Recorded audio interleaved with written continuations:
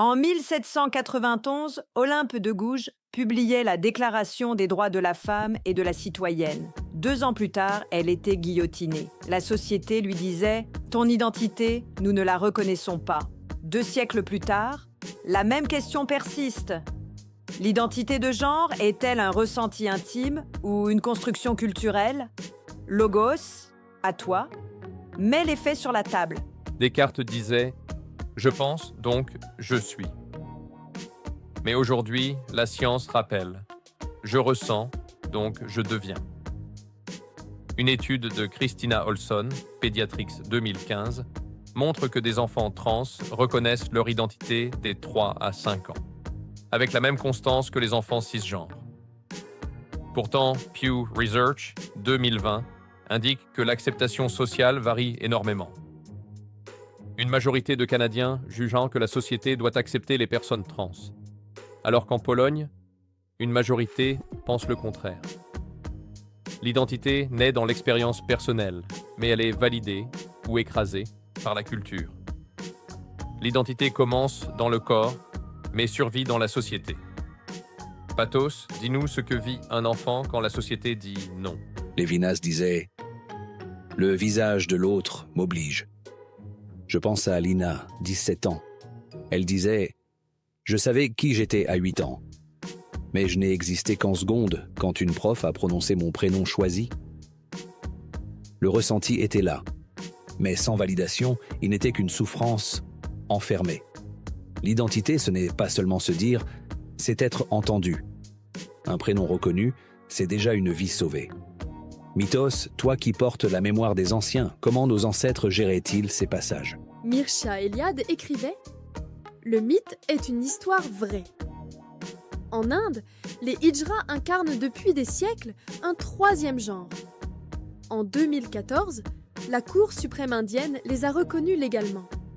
Dans l'Odyssée, Tirésias change de sexe et c'est alors qu'il devient prophète. Chez les Navajos, les rôles aujourd'hui regroupés sous le terme moderne « two-spirit » avaient une place rituelle et sociale reconnue. L'identité n'est pas une invention contemporaine. C'est une traversée que l'humanité a toujours connue. Le genre n'est pas une prison, c'est un passage sacré. Charlie, reprends. Toi qui regardes l'histoire avec ironie, qu'en dis-tu? En 1952, Christine Jorgensen revient du Danemark après une chirurgie de réassignation. Le New York Daily News titre « Ex-GI becomes blonde beauty ». Le ressenti, elle l'avait depuis l'enfance. La culture, elle l'a transformé en spectacle. Alors, intime ou social? Peut-être les deux, mais c'est leur friction qui fait scandale. Logos réfute. Pathos défend, mythos prophétise. Pathos, ton histoire émeut. Mais sans cadre rationnel, le ressenti reste vulnérable. Russell et Hall, 2018, J Adolescent Health, montrent que l'usage du prénom choisi réduit nettement dépression et suicidabilité. Tordoff et Hall, 2022, JAMA. Network Open. Les soins affirmatifs réduisent de 60% les pensées suicidaires. C'est la preuve que la culture, les institutions et les pratiques médicales font la différence.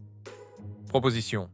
Intégrer l'éducation au genre, dans les écoles, pour donner un langage collectif aux vécus intimes. Un ressenti sans reconnaissance est une vérité muette.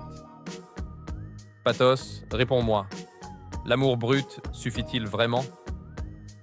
Logos. Tes chiffres sont vrais. Mais pour l'enfant, ce n'est pas un graphique qui console. C'est un geste. Une prof qui dit « Lina vaut plus qu'un programme ». Le soutien affectif est vital, immédiat. Proposition, multiplier les espaces de parole parents-ados pour transformer la peur en dialogue. On ne n'est pas reconnu. On le devient dans le regard de l'autre. Mythos. Dis-nous si nos sociétés peuvent encore inventer des rites d'accueil. Oui, pathos. Depuis toujours, les sociétés ont inventé des rites pour accompagner les passages. Les Dogon masquent l'enfant avant de le nommer adulte. Les Grecs faisaient passer les adolescents par l'épreuve de la séparation. Aujourd'hui, nous avons perdu ces rituels. Résultat, les ados traversent seuls, parfois dans la douleur. Proposition.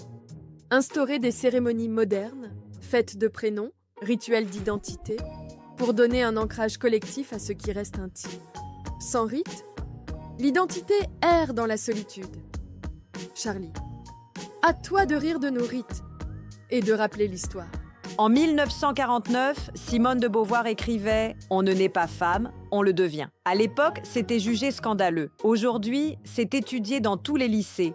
Alors, ressenti ou culture, peut-être que ce qui choque aujourd'hui fera école demain. L'identité commence dans le cerveau, mais se construit dans la société. Comme une lampe torche qui éclaire un chemin fragile. Olson, 2015. Des enfants trans expriment leur identité des 3 à 5 ans. Ignorer le ressenti, c'est éteindre la lumière. L'identité est un cri qui attend un écho. Comme deux mains qui se cherchent dans le noir, Russell, 2018, utiliser le prénom choisi fait baisser la dépression et suicidabilité. Refuser un nom, c'est refuser une vie. Le genre est une traversée, pas une frontière. Comme une porte entr'ouverte vers le mystère. Les Hijras sont reconnus comme 3e genre en Inde depuis 2014. Ce que nous croyons nouveau est souvent très ancien. En 1935, Margaret Mead publie Sex and Temperament in Three Primitive Societies. Elle y décrit en Nouvelle-Guinée des cultures où les rôles de genre sont inversés. On l'accuse de mensonge. Aujourd'hui, son ouvrage est étudié partout. Alors, ressenti ou construction? Peut-être que l'identité est comme l'air, invisible, intime et collectif à la fois. Vous vouliez une définition, vous avez une énigme.